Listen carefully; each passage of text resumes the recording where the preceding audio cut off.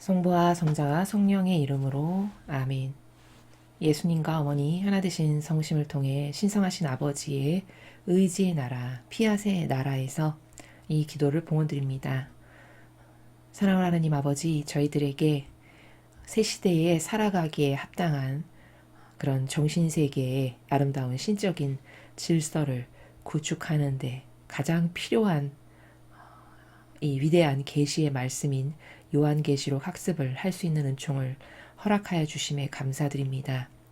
아버지께서 가르쳐 주시는 이런 본연의 저희들이 있어야 할 위치, 그리고 올바르게 화답드리는 방법, 그리고 아버지께서 인도하시는 이끄시는 그 나라의 아름다운 신적인 차원이 다른 질서, 이것에 대한 다중적 관점으로 올바르게 깨닫고 저희들의 사고방식이 될 수 있도록 축복해 주시며 이제 기저의 근간이 될 수 있도록, 그래서 올바른 반향과 화답을 통하여 아버지께서 건설하시는 나라의 일원이 될 수 있도록 축복하여 주시옵소서.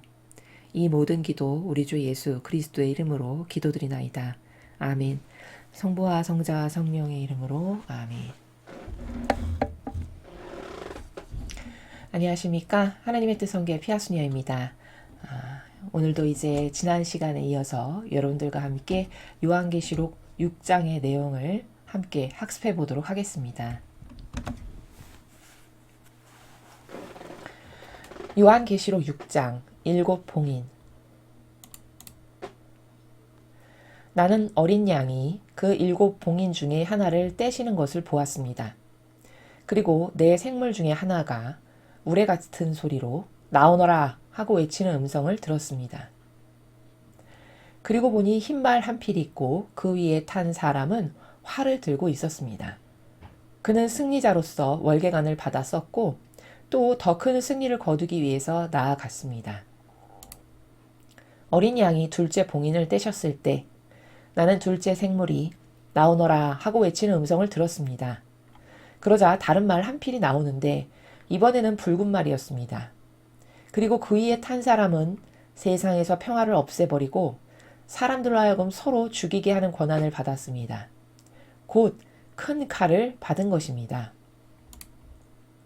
어린 양이 셋째 봉인을 떼셨을 때 나는 셋째 생물이 나오너라 하고 외치는 음성을 들었습니다.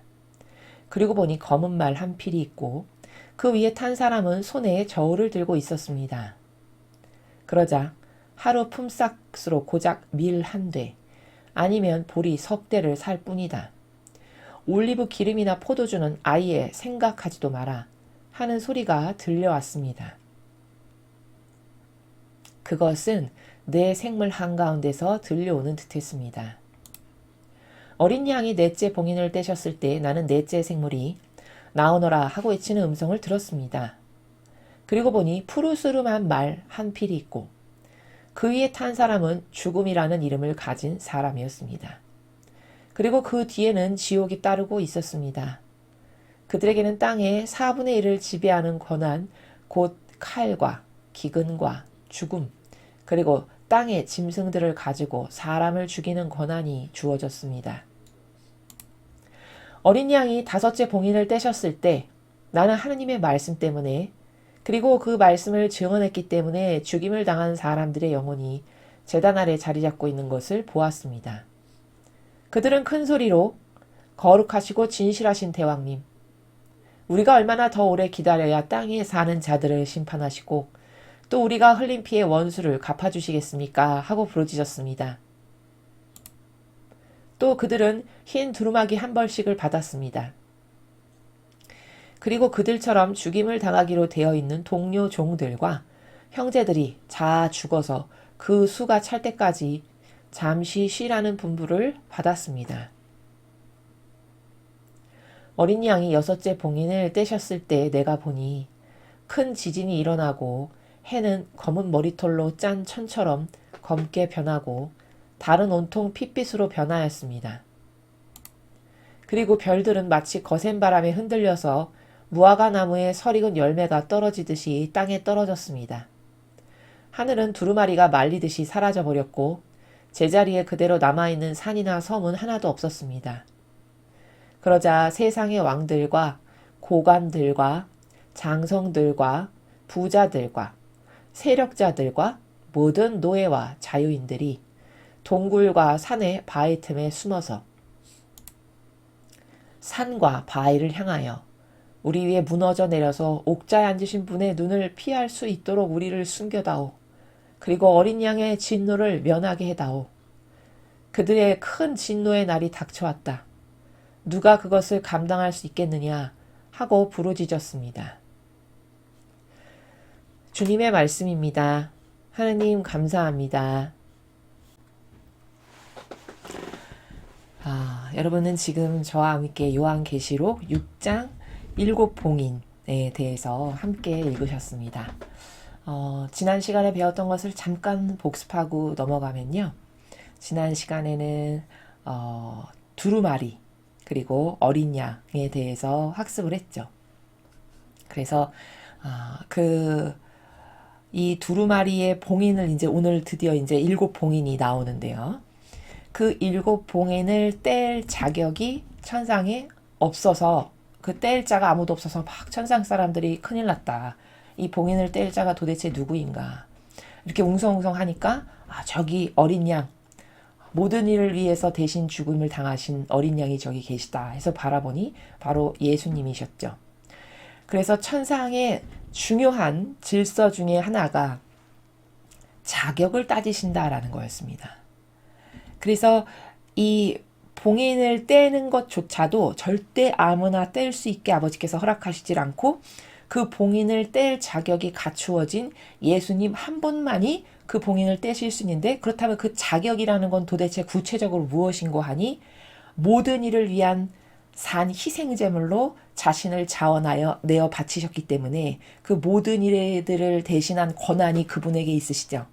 그래서 오로지 예수님께만 그 7봉인을 떼실 자격이 있으시다. 저분이 떼셔야 된다라고 해서 지난 시간에 5장에 예수님께서 이제 그 7봉인을 떼실 분으로서 모든 천상 사람들이 환호하는 이제 그런 내용을 우리가 보았습니다. 그렇다면 이 무질서한 인간의 지상세계, 자격을 따지기는커녕 인간은 내가 아무리 사고방식이 성경적이지 않고 진리에 근거하지 않고 역겨운 인간이 만든 제도 전통이나 따르고 그것에 열렬히 하나 되고 동조하고 협력해도 전혀 자기의 문제를 깨닫지 못할 만큼 이 정도로 저열한 존재로 추락한 거죠. 지금 현재 인간의 상태가. 그렇죠? 또 세상사도 보면 저 사람이 아무리 나쁜 사람이어도 예를 들어서 뭐 내가 지금 권력을 가진 자가 됐어. 온갖 비리를 다 저질렀어도 어떤 당을 대표하는 인물이 됐어. 그러면 뻔뻔하게 천연덕스럽게 철판보다 더 두꺼운 것을 얼굴에 깔고 그리고서는 아무렇지도 않은 듯이 그 모든 것을 누리고 권한을 행사하고 이런 작금의 실태와 현실을 바라보면서 그럼 이런 영혼들이 이렇게 봉인 하나 떼는 것까지도 자격을 하나하나 다 살피시는 하느님 나라에 들어가는 것이 과연 가능할까? 불가능한 것이죠. 또 우리도 우리 스스로의 양심을 성찰해서 바라볼 때 저 정도로 질서 정연하고 아름다운 저 나라에 저렇게 올바른 정직성과 정의가 탁월한 저런 나라에 내가 들어가려면 내 스스로의 양심이 하느님 앞에 얼마나 정직해야 할까? 이런 것을 좀 돌아보고 반성을 하고 객관화를 해서 달라지지 않으면 안 되겠구나. 이런 자기 자신에 대한 성찰을 할 수 있다면 학습을 제대로 잘 한 것이 되는 것이죠. 우리가 영적으로 정직하다라는 것은 제가 정직해야 됩니다. 이런 말씀을 많이 드렸는데요. 나 정직한데 이만하면 정직하지 않나? 아마 대다수의 사람은 그렇게 생각할 겁니다. 근데 그 대다수의 사람들이 나 그래도 이만하면 정직한데라고 생각하는 것은 지극히 자연법에서 세상적인 기준에서 그렇게 생각할 것이 거의 다일 거거든요. 그러니까 이런 기준인 거죠. 자연법에서는 내가 남에게 피해 안 입히고 내가 뭐 물건 훔친 적도 없고 남에게 나쁜 일 한 것도 없는데 이 정도면 정직하지. 물론 윤리도덕의 차원에서는 정직하다라고 말할 수 있죠. 그렇게 바르게 살아가는 영혼이. 근데 이 영적인 세계에서의 정직이라는 것은 하느님의 권리를 인정하느냐라는 거예요. 즉 인정할 것을 인정하는 사람이 정직한 거죠. 우리 세상에서도 그런 개념이 있지 않습니까? 저 사람은 정직해. 그런 말 할 때 자기의 잘못한 것을 인정하는 사람에게 정직하다라고 하잖아요. 마찬가지로 영적인 세계에서도 마땅히 인정해야 될 걸 인정하는 사람이 정직한 영혼입니다. 그렇다면 영적 세계에서 마땅히 인정해야 될 건 뭐냐? 하느님의 권리를 마땅히 존중하고 인정해드려서 하느님만이 받으셔야 될 찬미와 그분만이 받으셔야 될 권리와 그분만이 받으셔야 될 사랑과 이런 기타 등등을 올바르게 가지런하게 드릴 수 있는 사람, 드리고 있는 사람, 현재 그것이 정직한 사람이라는 거예요. 그렇다면 하느님의 질서, 이런 성경에 근거한 혹은 예수님과 성모님의 정신과 가르침과 모범에 근거하지 않은 인간의 뜻이 조작해서 만든 제도 전통에 협력하고 동조하는 것은 정직하지가 않은 겁니다. 왜? 하느님의 권리를 인정해드리지 않고 인간의 권리를 인정하고 인간의 것을 따르고 타협하고 협력하니까요. 그러니까 이것은 정직하지 않다라고 영적으로 이렇게 이야기하는 겁니다. 그래서 지금 정직이라는 단어가 잠깐 나온 김에 정직이 도대체 구체적으로 뭘까 궁금해 하실까봐 잠깐 언급해서 말씀을 드렸습니다. 자, 이렇듯이 천상적인 나라는 정직, 겸손, 질서 이런 단어가 지상에서 쓰는 차원의 나라의 단어의 개념하고는 완전히 달라요. 이것은 다 본질적인 것이고 다 원리적인 것이고 근원을 따지는 나라이기 때문에 단어 하나하나가 자연법에서 쓰는 단어의 개념하고는 완전히 다르다. 그래서 이렇게 학습을 통해서 우리가 자꾸 신적인 단어의 개념을 나의 것으로 자꾸 만들고 적용할 수 있어야 된다. 이렇게 정리할 수 있습니다. 그래서 지난 시간에 5장에 두루마리와 어린 양, 그 자격을 하나하나 다 따지는 나라라면 나는 그 질서, 그렇게 가지런한 신적 질서에 부합하려면 지금 어떤 게 달라져야 되는가? 먼저 정직해야 돼서 인정할 걸 인정할 줄 아는 하나님의 권리를 아버지만이 마땅히 받으셔야 될 그 권리와 사랑과 그분만이 받으셔야 될 존경과 영예와 영광을 내가 엄한 이상한 마귀에게 주고 있거나 그 마귀 세력에 타협하고 협력하고 동조함으로써 그 질서를 무너뜨리고 그 질서를 파괴하는데 내가 협력하고 있지는 않은가. 이런 것들을 돌아봐야 한다라는 것이죠. 오늘 여러분이 지금 저와 함께 읽으신 6장의 제목이 일곱 봉인입니다. 우리는 계시록 1장부터 오늘 6장에 이르기까지 여러 가지 테마가 있었는데요. 일곱 등경, 그 다음에 일곱 교회, 일곱 별, 그리고 오늘 여기 일곱 봉인에 이르기까지 다 이렇게 7이라는 수로서 하느님 아버지께서 예언을 하신다는 것을 우리는 이제 알 수 있죠. 반복적 학습을 통해. 그리고 7이라는 것은 왜 하필이면 7개로 아버지는 말씀하실까? 천상의 7이라는 숫자는 완벽한 수다. 그래서 7을 능가하는 의미를 가지고 있는 수는 없다. 즉 하느님의 다스림은 이렇게 완벽하시다라는 것을 상징적으로 나타내는 숫자입니다. 그래서 다 일곱 별, 일곱 등경, 일곱 교회, 일곱 시대 이렇게 아버지가 지금 예언을 하신다는 거고 오늘 일곱 봉인도 그 연장선상 안에 있는 말씀이시다. 이렇게 이해를 할 수 있습니다. 그리고 제가 계시록을 시작할 때 여러분들에게 서두에 좀 말씀을 드리고 학습을 하였는데요. 오늘 잠깐 중간 점검 차원에서 또 한번 언급을 하면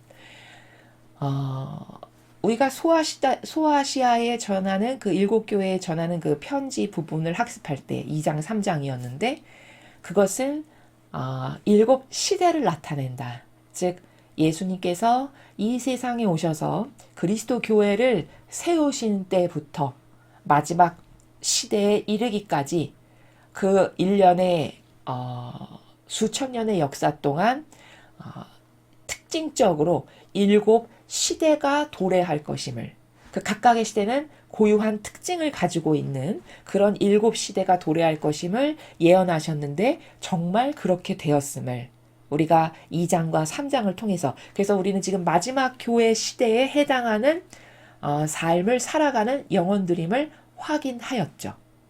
자, 그런데 이렇게 다양한 시대를 예언하시는 이유는 뭐냐? 천상의 나라는 지금은 완성을 이루시는 시대인데, 완성부터 이 아래에 이르기까지 다채로운 차원이 존재하겠죠. 천상의 나라는 이를테면 이런 겁니다. 왕궁에 왕만 있으면 끝나나요? 그렇지 않죠. 왕을 보좌하는 신하도 있어야 되겠고, 군인도 있어야 하고, 왕과 함께 살아가는 가족도 있어야 되고, 그럼 왕궁의 앞마당을 청소하는 사람도 있어야 하고, 시중 드는 사람도 있어야 되고, 뭐 백성도 있어야 되고, 이렇게 다양한 종류의 사람들이 존재해서 전체 아름다운 왕궁을 구현하는 것이죠. 마찬가지로 하느님 아버지께서 건설하시는 그 나라도 이렇게 그 시대마다 고유한 특징과 속성들이 있고, 그 고유한 특징과 속성들이 아름답게 조화를 이루는, 그래서 그 아버지 나라의 완성을 건설하시는, 그게 아버지의 목적이시다라고 제가 말씀을 드렸죠. 그래서 7개의 다양한 차원의 각기 다른 시대가 존재하는 것이고, 우리가 그래서 2장과 3장을 학습할 때 여러분 기억을 되뇌어 보시죠. 그 각 시대, 첫 번째 교회 시대, 두 번째 교회 시대를 할 때마다, 그러나 너희는 이런 걸 잘못하고 있다. 그러나 그 시대에도 타협하지 않은 몇몇이 있다. 항상 그 시대마다 그러나 이렇게 잘한 영혼, 그러나 이렇게 잘한 영혼 늘 언급을 하셨어요. 즉 첫 번째 시대, 두 번째 시대, 세 번째 시대, 이렇게 각 시대마다 잘못한 것이 있으나 거기에 타협하지 않고 꼿꼿하게 하느님 뜻 안에서 그때마다의 알맞은 반향을 했던 영혼들은 내가 그들은 뽑아다가 이런 상급 주겠다, 뭐 이런 상급 주겠다, 그들은 이렇게 하겠다, 이렇게 말씀을 하시잖아요. 바로 그런 양질의 영혼들을 뽑아다가 그 각각의 아름다운 고유성으로 아버지 나라를 완성하시는 요 목적성을 달성하시고자 하시는 것이고, 그것은 마치 빨주노초 파남보에 7빛깔이 있어야 무지개가 아름답지, 거기 뭐 노란색만 있거나 뭐 보라색만 있거나 이러면 아름답지가 않죠. 그렇죠? 정원도 개나리를 내가 좋아한다 해서 온통 개나리만 있으면 지루하죠. 어쩔 때 보면 오랫동안 보면 지겨울 수 있겠죠. 그러나 거기 다양한 뭐 국화, 개나리, 뭐 진달래, 장미, 코스모스, 수많은 아름다운 꽃이 조화롭게 있으면 참 보기 아름답다, 이렇게 우리도 이야기하지 않습니까? 마치 그런 것과 같은 아버지의 계획에 따라 이 시대는 흘러가고 있고, 그 예언 말씀에 따라 정말 그렇게 시대가 지나가고 있음을, 그리고 우리가 그 마지막 시대에 지금 도래하는 살아가고 있는 영혼들임을 우리가 이미 2장과 3장에서 확인을 했죠. 지금 시대는 제가 계시록뿐만 아니라 그 메시지, 아버지께서 특별히 주시는 메시지를 해설할 때 여러분에게 말씀을 그때그때마다 자주 드렸는데요. 지금은 하느님 아버지와 함께 살아가는 가족을 뽑는 시대세요. 정말 마지막에 가장 고결하고 가장 아름다운 반향을 하는 영혼들. 근데 그 고결하고 아름다운 반향을 한다는 것은 구체적으로 무슨 말이냐면, 하느님과 얼마나 양질로 하나 될 수 있는가예요. 하나 되는 것도 순도나 종류가 다 다르죠. 그렇죠? 지금은 하느님과 한 곳에서 살아갈 가족관계를 피아세 자녀를 뽑으시는 시대로서 그 자녀가 되고 싶은데, 그러려면 나는 무엇을 함양해야 되고 어떤 노력을 해야 되는가라는 것을 여러분에게 말씀드린다면 하나 되는 거예요. 양질의 속성으로. 예를 들면 예수님과 성모님과 같은 차원으로 아버지와 하나 될 수 있는가. 그렇다면 거기 내 뜻을 따르고 어떤 내가 추구하는 게 있다. 아버지하고 다른. 그것은 감히 거기에 입도 떼어서 말할 수 없을 만큼이겠죠. 그것은 저 아래 차원에 가야 하겠죠. 그래서 이런 영혼의 양질의 영혼을 뽑는 그런 차원의 시대다라는 것이고요.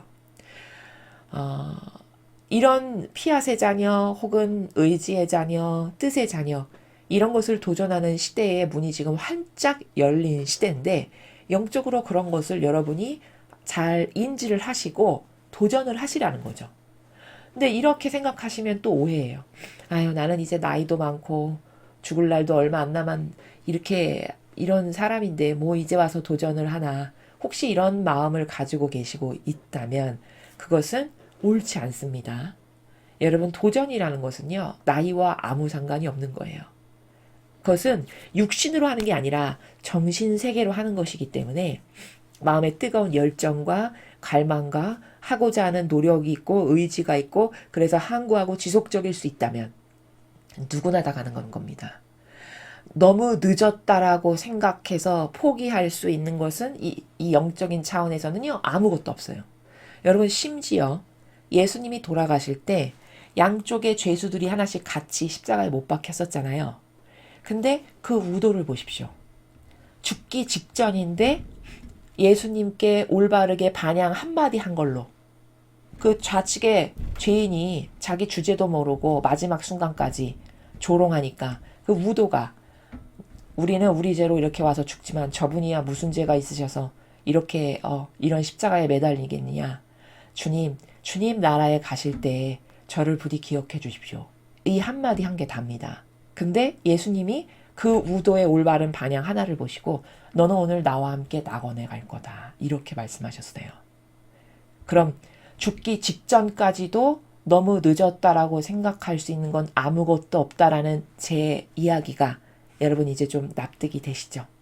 어떤 것도 영적인 것은 포기하시지 마시고 끝까지 도전하시고 갈망하시고 열망하시고 올바른 노력을 하시기 바랍니다. 우리가 이 세상에서 이게 너무 좋은 거야 라고 해서 도전하는데 혹은 노력하는데 그것을 위해서 알뜰하게 사는데 열과 성을 다하지 않습니까? 근데 그런 것은 가만히 생각해 보세요, 여러분. 그것은 영원성하고는 아무 상관이 없는 것들이에요, 다.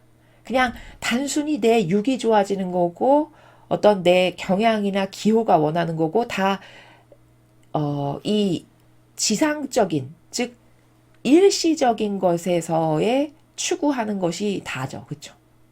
언젠가는 없어지고 말. 그런 것을 위해서 그렇게 열심히 매진하고 노력하고 전전긍긍하고 그냥 애달고 이렇게 하잖아요. 근데 그런 그 잠시 좋아질 것을 위해서도 그렇게 많은 애를 쓰고 노력을 한다면 여러분 지금 우리가 도전하는 것은 영원한 겁니다. 불변에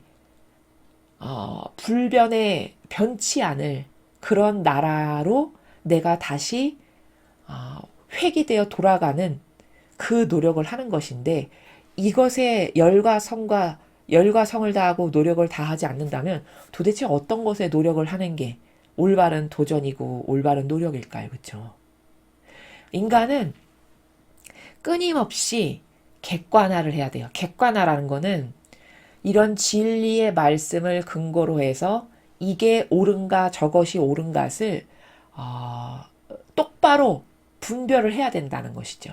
그 분별의 기준은 제가 지금 여러분에게 말씀드리는 이런 성경, 이런 계시록과 같은 위대한 예언 말씀, 혹은 마라나타에서 주시는 메시지와 같은 아버지의 말씀, 이런 말씀들을 들을 때 여러분은 내가 지금 올바른 기준이 있어서 어떤 도전해야 될 것에 대한 목표의식도 올바르게 있고 도전해야 될 방법을 알고 있고 이것은 한시적인 거고 이건 영원한 건데 내가 왜 이런 한시적인 것에 목을 매달며 여기에 이렇게 전전긍긍해야 할까? 이런 것에 대한 분별이 혼탁하기 때문에 빨리빨리 잘 되지도 않거니와 그게 내 마음에 안착이 되지도 잘 않거든요. 그러니까 강의를 들을 때마다 자꾸 그런 것을 되새기고 또 생각해보고 곱씹고 지금 내가 올바른 인생을 살아가고 있는가, 똑바로 도전해야 될 것을 도전하고 있는가, 내가 목표의식을 잘 잡고 가고 있는가, 이런 것들을 살펴보는 것이 객관화를 하는 겁니다. 그렇게 해서 더 많은 분들이 올바른 도전을 하고 올바른 노력을 하고 더 늦기 전에 정말 땅을 치고 후회할 그 순간이 오기 전에 여러분이 1분이라도 1시간이라도 더 앞당겨서 참된 진실과 사실이라고 하는 이 진리에 근거하여 모든 것을 선택하고 노력하시는 그런 분들이 되셨으면 좋겠습니다. 그러면 이제 오늘 이 7봉인의 내용, 과연 어떠한 내용인지 여러분들과 하나하나 살펴보도록 하겠습니다.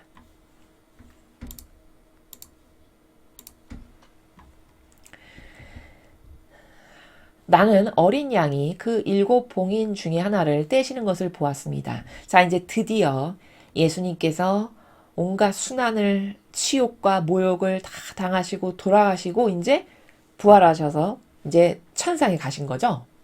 그리고서 이제 봉인을 하나씩 드디어 떼시는 겁니다. 자, 첫 번째 봉인을 떼셨어요. 그랬더니 내 생물 중 하나가 우레 같은 소리로 나오너라 하고 외치는 음성을 들었습니다. 자, 예수님께서 봉인을 딱 떼시니까 아버지의 다스림을 옆에서 보좌하는 생물 중에 하나가 나오너라 이렇게 이야기를 하는 거죠. 그랬더니 흰 말 한 필이 있고 그 위에 탄 사람은 활을 들고 있었습니다. 자, 나오너라 하니까 흰 말이 하나 등장했어요. 근데 그 위에 사람이 타고 있었네요. 근데 활을 들고 있었대요. 그는 승리자로서 월계관을 받았었고 또 더 큰 승리를 거두기 위해서 나아갔습니다. 우리가 흰색이다 하면 보통 영적으로 어떤 승리 혹은 뭐 순결, 부활 혹은 뭐 평화 이런 것을 나타내는 색이 흰색입니다. 그렇기 때문에 여기 지금 흰말 한 필이 나왔다는 것은 이제 승리한, 부활한 것을 상징하는 거예요. 즉 초대교회 때 예수님께서 정말 승리하셔서 그 죽음으로부터 부활하셨고 그래서 흐트러진 제자들을 다시 규합하고 모으셔가지고 그 사도들이 열심히 복음을 선포하고 전파해가지고 여러 대륙에 이제 주님의 말씀이 퍼져나가게끔 하는, 그래서 그 당시에 초창기에 신자 수가 막 불어나던 초기 교회의 그 승리했던 시대를 이렇게 표현한 겁니다, 지금. 그래서 여기 보면은 월계관, 여기 2장의 두 번째 줄에 여기 끝에 월계관 보이시죠? 월계관. 그는 승리자로서 월계관을 받았었고 월계관은 승리를 나타내요. 그래서 바오로 사도가 나는 마침내 이 월계관을 쓰고야 말 겁니다. 나는 달릴 길을 다 달렸고 마침내 이걸 쓸 거야 말 겁니다. 라는 이야기를 하죠. 그게 바로 내가 이 아버지의 일을 하는 자로서 마침내 승리하고 말 거다. 이런 나라거든요. 그럼 승리라는 것은 예수님이 진짜 승리를 하셨잖아요. 죽음을 다 물리쳐 이기시고 부활하시고 승리하신. 그래서 그 예수님의 정신을 이어받아 사도들이 그 여세를 몰아서 주님을 따르는 성도들이 많이 늘어났던 바로 그 초기에 승리했던 교회의 시대에 그때를 두고 하시는 말씀이다. 이렇게 알 수가 있다라는 것이죠. 어린 양이 둘째 봉인을 떼셨을 때, 자, 그리고 이제 두 번째 봉인을 또 이렇게 떼셨어요. 그랬더니 둘째 생물이 나오너라 이렇게 또 외칩니다. 그러자 또 다른 말이 한 필이 나왔는데 이번에는 붉은 말이었습니다. 그리고 그 위에 탄 사람은 세상에서 평화를 없애버리고 사람들로 하여금 서로 죽이게 하는 권한을 받았습니다. 곧 큰 칼을 받은 것입니다. 이렇게 이야기합니다. 붉은색이다. 붉은 말인데 붉은색이다 하면 보통 피를 상징하고 전쟁을 상징하고 이렇습니다. 그러니까 이 두 번째 말이 등장하는 시대, 두 번째 봉인을 떼었던 이 시대는 전쟁이 일어났던 시대, 즉 다시 말해서 영적으로 수많은 성도들이 죽었던 핍박의 시대를 상징하는 겁니다. 그래서 붉은 말인 거예요. 피, 전쟁 이런 것을 상징하기 때문에. 그래서 여기 보면은 세상에서 평화 없애버리고 사람들로 서로 죽이게 하는 권한, 여기 사람을 죽이는 권한이라고도 이렇게 설명을 또 해주죠. 그래서 초대교회 때 그렇게 많이 신자들이 늘어나고 불어났었는데 로마 제국이 박해를 하면서 엄청 많은 그리스도교 신자가 죽었음을 우리가 역사적 사실을 통해서 알고 있죠. 바로 그렇게 핍박의 시대, 그래서 많은 이들이 죽었던, 많은 하나님의 신자들이 죽었던 그런 시대를 상징하고 있는 것이죠. 어린 양이 셋째 봉인을 떼셨을 때 나는 셋째 생물이 나오너라 하고 외치는 음성을 들었습니다.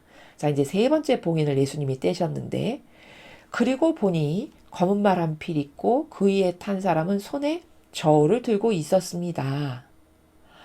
검은 말이 나왔다 라고 지금 전해주고 있죠. 예언서에서. 검은 말은 어떤 냉정한 심판 같은 것을 뜻합니다. 그 검은색이 상징하는 바가. 그리고 여기 저울을 들고 있다라고 하잖아요. 저울은 이렇게 달아보는 거죠. 그러니까 하느님 아버지께서 달아보신다는 거예요. 이 시대는 달아보신다. 또 어떤 냉정한 심판의 시대다. 즉 다시 말하면 검은 세력에게 이 초창기에 순결했던 아까 흰색으로 상징된 교회가 이 검은 세력에게 굴복했던 시기. 이렇게 볼 수 있습니다. 그래서 6절에 보니까 하루 품삯으로 고작 밀 한 대, 아니면 보리 석 대를 살 뿐이다. 요 시대, 셋째 봉인을 떼서 검은 말이 나왔던 시대는 겨우 하루 품삯으로 밀 한 대나 보리 석 대만 살 수 있대요. 자, 이게 무슨 뜻이냐면요. 제가 찾아보니까 이 당시에 하루 품삯이 한 데나리온이었다라고 합니다.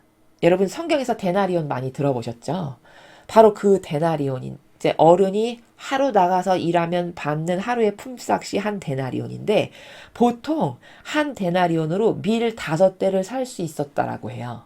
이 당시에. 근데 여기 지금 고작 밀 한 대 산다고 했죠. 보통 때 같으면 밀 5대를 사야 정상인데 이 시대가 되면 겨우 한 대밖에 못 산다는 거예요. 또 아니면 보리 석 대를 살 뿐이다. 자, 보통 때 같으면 하루 품삯인 한 데나리온으로 보리 24대를 살 수 있었다라고 합니다. 이 당시에 환산법으로 했을 때. 근데 겨우 석 대밖에 못 산다고 하죠. 그럼 이걸 무슨 말을 뜻하는 거냐면 이게 영적인 상태를 말씀하시는 거예요. 다시 말해서 영혼의 양식 있죠. 우리 사람이, 예수님이 말씀하시잖아요. 사람이 빵으로만 사는 게 아니라 아버지 말씀으로 사는 것이다. 우리가 이렇게 매일 진리를 배우는 것이 우리 영혼의 양식이지 않습니까? 바로 그렇게 영혼의 양식은 꿈도 꿀 수 없는 시대다라는 것을 이렇게 표현하는 거예요. 보통 때 같으면 5대를 살 건데 겨우 한 대밖에 못 사고 보리 24대 살 거를 겨우 3대밖에 못 사는 건 확 줄은 거죠. 그 정도로 지금 비유하시기를 먹을 게 그 정도로 없는 기근으로 죽어가는 이런 말씀이잖아요. 곧 다시 말해 이 시대는 영적으로 영혼을 풍요하게 할 영혼의 양식은 꿈도 꿀 수 없는 그런 시대다라고 말씀하시는 거예요. 이게 검은 말이 나왔던 시대. 그러니까 이 검은 말의 시대는 그 로마 시대가 막 박해와 핍박이 어느 정도 지나가고 나니까 이제 콘스탄티누스 황제가 국교로 삼으면서 타협을 하기 시작하죠. 그래서 타협이 들어가서 그때부터 진리에 근거하지 않은 그런 어떤 이상한 우상 태양신과 같은 이런 것들이 막 들어와서 접목이 일어난다라고 제가 말씀을 드렸죠. 이 앞에 2장 3장을 할 때 그렇게 타협이 일어나는 시대, 그래서 검은 세력에게 먹히는 시대, 이것을 이렇게 상징적으로 표현하신 거죠. 그래서 그 시대는 영적인 양식을 온전한 영적인 양식을 먹을 수 없는 시대로 이렇게 변질된 그런 시대를 말씀하시는 거죠. 그래서 올리브 기름이나 포도주는 아예 생각하지도 마라. 기름 중에서도 올리브 기름은 굉장히 양질의 기름으로 쳤거든요. 또 여기 포도주는 막 잔치, 또 어떤 올리브 기름 이런 건 풍요, 잔치 이런 것의 상징이에요. 그러니까 감히 영적으로 풍요나 잔치 같은 기쁨 이런 건 아예 너는 생각하지도 마라. 이렇게 말씀하시는 시대가 있을 것임을 예언하신 거죠. 이해되시죠? 하는 소리가 들려왔습니다. 그것은 내 생물 한가운데서 들려오는 듯 했습니다. 이렇게 해서 세 번째 검은 말의 시대가 지나갔고요. 어린 양이 이제 네 번째 봉인을 떼셨을 때 나는 넷째 생물이 나오너라 하고 외친 음성을 들었습니다. 그리고 보니 푸르스름한 말 한 필이 있고 그 위에 탄 사람은 죽음이란 이름을 가진 사람이었습니다. 자, 푸르스름한 말. 여러분, 그 사람이 죽으면은 그 시체가 이렇게 왜 우리 푸르둥둥하다 이런 말 들어보셨죠? 시체가 처음에는 이렇게 푸르둥둥하게 변한다라고 해요. 그러니까 이것은 지금 이 푸르스름한 말이라고 비유한 거는 죽음을 뜻하는데 여기 그 탄 사람이 죽음이라는 이름을 아예 가지고 있었다라고 이렇게 이야기를 해주고 있죠. 그렇죠? 그러니까 죽음의 시대를 말씀하시는데 그리고 그 뒤에는 지옥이 따르고 있었습니다. 그들에게는 땅의 4분의 1을 지배하는 권한, 곧 칼과 기근과 죽음, 그리고 땅의 짐승들을 가지고 사람을 죽이는 권한이 주어졌습니다. 이렇게 이야기하죠. 그러니까 이 푸르스름한 말의 시대는 영적으로는 완전히 죽음의 시대. 또 세상적으로도 엄청나게 많은 인류의 죽음, 예를 들면 뭐 전쟁이라든가 이런 것을 통해서 사람이 엄청 많이 죽은 큰 전쟁이 있고 또 영적으로도 이 영의 세계에서 죽은 바와 똑같은 시대, 그것을 푸르스름한 말에 비유해서 이야기를 지금 하고 있는 거거든요. 그래서 여기 땅의 짐승을 가지고 사람을 죽이는 권한이 바로 요 짐승이 생물이 변질되면 짐승이라고 제가 말씀드렸죠. 즉 하느님의 다스림을 흉내낸, 그런데 사실은 마귀의 다스림을 우리는 짐승이라고 표현을 합니다. 그러니까 이 푸르스름한 말의 시대는 이제 이 교황권의 세력이 완전히 점령을 해가지고 전성기를 펼쳤던 시대. 근데 그것이 겉으로 봤을 때는 이 교회가 너무 부흥하고 잘되고 좋은 것처럼 보이지만 사실 영적으로는 죽은 것과 같은 시대인 것이죠. 왜냐하면 진리에 근거한 것이 아니고 이런 그 타협을 통해서 이미 악이 들어와가지고 이제는 그 악이 범람하다 못해 인간적인 제도 전통으로 막강한 힘을 쓰고 했던 그 시대를 푸르스름한 말의 시대, 그러니까 영적으로는 죽은 바와 같다 해서 죽음이라는 이름을 가진 사람이 타고 있는, 그리고 짐승을 가지고 사람을 죽인다는 건 하느님의 다스림이 아니라 변질된 인간의 다스림, 그러니까 제도 전통 그리고 전체주의에 근거한 이런 다스림을 짐승에 비해서 표현하는 것이거든요. 그래서 그런 짐승이 막 사람을 죽이는 권한까지 주어진 이런 시대를 지금 푸르스름한 말에 비유해서 말씀을 하시는 것이죠. 어린 양이 5째 봉인을 떼셨을 때 나는 하느님의 말씀 때문에 그리고 그 말씀을 증언했기 때문에 죽임을 당한 사람들의 영혼이 제단 아래 자리 잡고 있는 것을 보았습니다. 그들은 큰 소리로 거룩하시고 진실하신 대왕님, 우리가 얼마나 더 오래 기다려야 땅 위에 사는 자들을 심판하시고 또 우리가 흘린 피의 원수를 갚아주시겠습니까? 하고 부르짖었습니다. 자, 이제 5째 봉인을 딱 떼시니까 이때는 이제 짐승이 안 나오고 더 이상 말도 안 나오는데 보여주시기를 많은 죽임을 당한 사람들이 있었대요. 뭐 때문에? 하느님의 말씀을 증언했기 때문에. 그들이 제단 아래 이렇게 자리 잡고 있는 것을 보았다는 것이죠. 근데 그 하느님의 말씀을 지키느라 타협하지 않고 협력하지 않고 동조하지 않았기 때문에 순교당한, 무참히 순교당했던 영혼들이 굉장히 많았죠. 그들이 뭐라고 말하고 있냐면, 거룩하시고 진실하신 대왕님, 도대체 우리가 얼마나 더 오래 기다려야 땅 위에 사는 저들을 심판을 하시고 또 우리가 흘린 피의 이 원수를 갚아주시겠습니까? 하고 그 억울하게 순교당해서 죽임당한 영혼들이 부르짖는 요 시대가 바로 다섯째 봉인을 떼었을 때의 시대를 이렇게 말씀을 해주시고 계시는 것이죠. 또 그들은 흰 두루마기 한 벌씩을 받았습니다. 자, 그 순교당한 사람들, 말씀을 증거하느라 이런 무소불위의 권력을 휘두르는 그 교황권에 타협하거나 협력하지 않고 아닌 것을 아니다라고 증언하다가 다 순교당하고 죽은 그들이 흰 두루마기를 다 한 벌씩 받았대요. 그리고 그들처럼 죽임을 당하기로 되어 있는 동료 종들과 형제들이 다 죽어서 그 수가 찰 때까지 잠시 쉬라는 분부를 받았습니다. 자, 그러니까 그렇게 아닌 것에 인간의 뜻이 조작하여 만든 제도 전통, 그래서 진리에 근거하지 않고 예수님의 정신과 가르침과 모범도 아닌 그런 것에 타협할 수 없어. 또 아닌 것을 아니다라고 바른 말했던 이런 사람들이겠죠, 다. 근데 더 그런 말을 함으로써, 그렇게 저항함으로써 죽을 사람들이 더 있는 거죠. 그러니까 그들처럼 죽임을 당하기로 되어 있는 동료가 더 있다라는 거예요, 여기.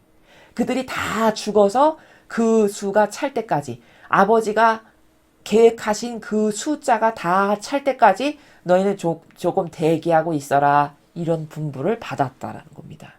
이게 다섯째 봉인을 떼니까 요런 시대가 펼쳐지고 있는 것이죠.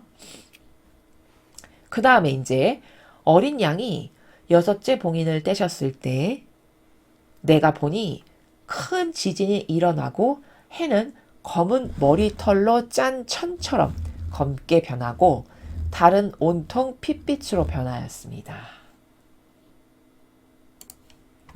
그리고 별들은 마치 거센 바람에 흔들려서 무화과 나무에 설익은 열매가 떨어지듯이 땅에 떨어졌습니다. 하늘은 두루마리가 말리듯이 사라져버렸고 제자리에 그대로 남아있는 산이나 섬은 하나도 없었습니다. 그러자 세상의 왕들과 고관들과 장성들과 부자들과 세력자들과 모든 노예와 자유인들이 동굴과 산의 바위 틈에 숨어서 산과 바위를 향하여 우리 위에 무너져 내려서 옥자에 앉으신 분의 눈을 피할 수 있도록 우리를 숨겨다오. 그리고 어린 양의 진노를 면하게 해다오. 그들의 큰 진노의 날이 닥쳐왔다. 누가 그것을 감당할 수 있겠느냐 하고 부르짖었습니다. 자, 여섯째 봉인을 지금 떼니까 뭐 별이 땅에 떨어지고 거센 바람에 흔들려서 뭐 하늘이 두루마리가 말리듯이 사라져버리고 이런 엄청난 과거에 본 적 없는 무시무시한 어떤 재앙들, 이런 것들이 닥쳐올 것이라는 것을 말씀하시는 것이죠. 자, 이것은 우리가 그 다니엘서에서 여러분이 예전에 배우신 거 이렇게 잠깐 기억을 되짚어 보시면요. 한때, 두때, 그리고 반때에 거쳐서 이렇게 어려운 시기가 있을 것이다라는 말씀을 이미 다니엘서에서 하셨어요. 그걸 한때, 두때, 반때 합하면 3년 반이다. 그 3년 반 기간에 환란이 있을 것이다 라고 말씀을 하신 것이거든요.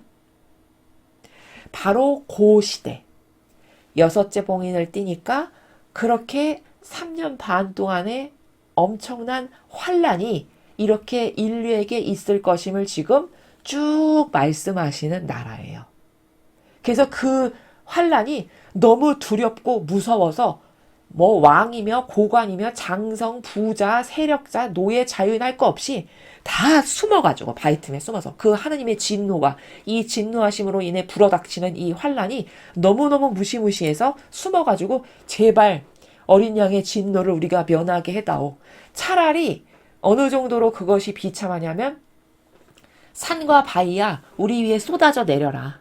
차라리 내가 산하고 바위에게 쏟아져 내려서 그것에 파묻히는 게 하느님의 이 진노의 눈으로 벌 받는 것보다 낫겠다. 이런 말을 하는 거예요. 16절이. 이해되십니까? 차라리 산과 바위 밑에 깔려 죽는 게 더 낫겠다. 하느님의 그 무시무시한 진노의 눈으로 그 진노의 징벌을 받느니. 이 정도로 말할 만큼이다라는 것이죠. 그리고 누가 그걸 감당할 수 있겠어? 이런 진노의 날이 닥쳤을 때 라고 부르짖었다라는 겁니다. 그들이.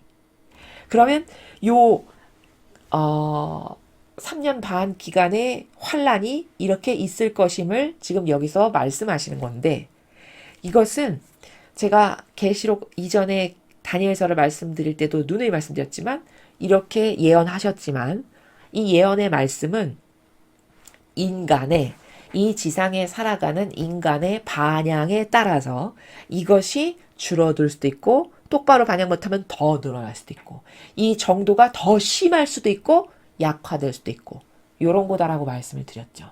그 증거로 다니엘서에 보면은 우리 민족이 이 정도를 지나면은 분명히 주님이 오셔서 구해주신다고 했는데 왜 안 오시지 왜 안 오시지 다니엘이 이러다가 이제 혼자 단식기도에 들어갔잖아요. 고행기도.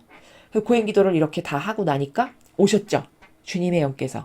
그래서 하시는 말씀이 야 사실은 내가 여기 오려고 했는데 내가 21일이나 이 페르시아 호옥신 이거 타고 싸우느라 이렇게 늦게 왔다. 이렇게 말씀하시는 걸 제가 증거로 입증을 드렸죠. 그건 뭐예요? 계획은 이렇게 되어 있으나 지금 이것도 마찬가지죠. 아버지의 예언은 이때 이렇게 이때 얘네들이 이렇게 반영하면 이렇게 할 거를 다 이미 계획이 돼 있어요. 근데 문제는 그렇게 어떤 반영을 하느냐에 따라서 앞당겨질 수도 있고 더 늦춰질 수도 있고 이 징벌이 더 셀 수도 있고 약해질 수도 있고 그것은 융통성이 우리의 반향에 따라 달려있는 거다라는 겁니다. 이것을 알고 예언서를 이해해야 납득이 더 잘 되고 예언서를 이상하게 왜곡하거나 곡해해서 이해하지 않을 수 있다는 것이죠. 그래서 지금 이 6번째 봉인까지 여기 17절이 6장의 마지막인데요. 요 6장의 내용은 전체 7봉인이 하나하나 뗄 때마다 어떤 사건이 있고 그 사건 즉 그 시대마다의 아버지께서 어떤 징벌하시는 것도 있고 또 그 어떤 특성이 다 있죠. 이렇게 지금 봉인을 하나하나 뗄 때마다. 그런데 마지막 봉인은 아직 여기 안 나왔어요. 오늘은 6째 봉인까지 나왔습니다. 마지막 7번째 봉인은 지금 이게 6장인데 8장에 나와요. 아주 단독적으로 따로 떼어서. 그 마지막 봉인이 지금 우리가 살아가는 이 시대와 매우 밀접하기 때문에 따로 떼어서 그렇게 독립적으로 이제 말씀을 하시는 것인데요. 오늘 이 6장의 그 예언서의 내용은 7봉인 그 각각의 시대의 특징 그리고 그때의 우리가 인류가 잘못 반영한 것에 대한 어떤 심판 이런 것들에 대해서 말씀을 하고 계시죠. 그리고 지금 이 앞에 것들은 하나하나 봉인을 뗀 이게 어떤 시대를 보니까 이미 지나왔음을 여러분 아시겠죠. 그래서 지금 우리가 지금 마지막 6번째 혹은 7번째 봉인 즈음에 지금 우리 인류가 살아가고 있구나. 요 정도는 감이 오지 않습니까? 그쵸? 이렇게 인지를 하시면 되고요. 그리고 특히 요한계시록은 하느님 아버지께서 예언하신 이 내용이 얼마나 맞아 들었으며 그리고 그 예언서 말씀대로 인류의 역사가 진짜 흘러가고 있음을 즉 아버지의 다스림대로 인류는 흘러가고 있음을 우리가 발견하게 되는 것이죠. 단지 그것의 정도의 차이가 있는 것은 인간의 그때그때마다의 반향의 질적 수준이 옳게 반향하는 영혼이 많으면 그것이 단축되거나 앞당겨지거나 줄어드는 거고 이 내용을 잘 몰라서 진리의 내용을 잘 몰라서 똑바로 반향하는 영혼이 없으면 그것만큼 늘어나고 길어지고 더 세지고 이런 것이 있다라는 점입니다. 그리고 이 계시록을 배우시면서 여러분이 정말 달라지셔야 하는 것은 내가 이렇게 중요한 예언서를 하느님 아버지께서 소중하게 가르쳐 주시는데 이 예언서를 듣고 무엇을 도전할 건가? 내가 어떤 나라에 가고 싶은가? 천상에. 그렇다면 지금 내가 달라져야 될 건 뭐고 무슨 준비를 해야 되고 형상적이고 인간적이고 육적인 것에 갇혀서 이런 중요한 말씀에 근거한 영적 세계에 도전을 못한다면 그건 너무 아까운 일이다 라는 것입니다. 또한 도전하기에 늦은 시간은 아무 때도 없다. 그것은 죽기 직전까지도 나에게 주어진 시간이고 기회이니까 여러분이 그 시간과 기회를 꼭 잡으셔서 여러분의 것으로 만드셔서 이런 훌륭하고 올바른 도전과 노력을 하셨으면 좋겠습니다. 이상으로 요한계시록 6장 7봉인 해설 강의를 마치겠습니다. 감사합니다.